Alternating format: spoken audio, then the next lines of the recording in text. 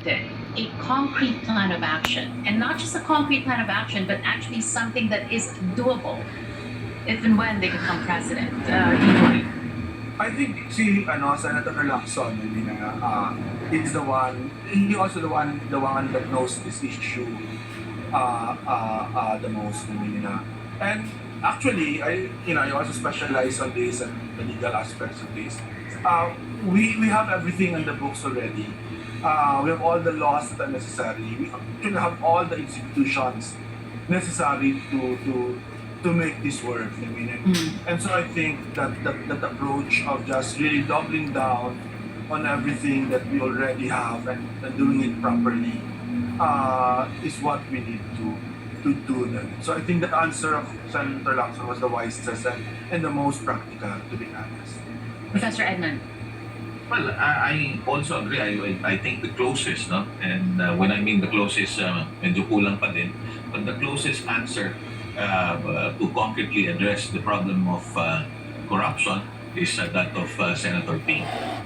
Close second is that of Mayor Isko, because Mayor Isko mentioned the need for transparency and way to inform the public, no, as far as the operation of the government is concerned, including expenditures and so on and so forth. However, wala sa kanilang nagsabi na systemic itong problema, paulit-ulit na pinag-uusapan ito eh.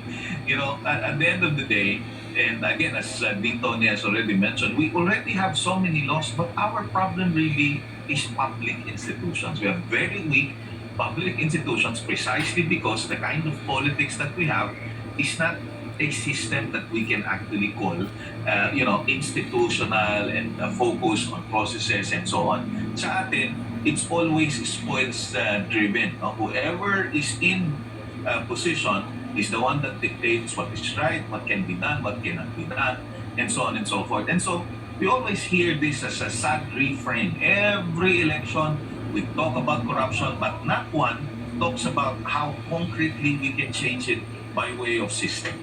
And maybe that's what we should look for as we listen to these candidates. For decades.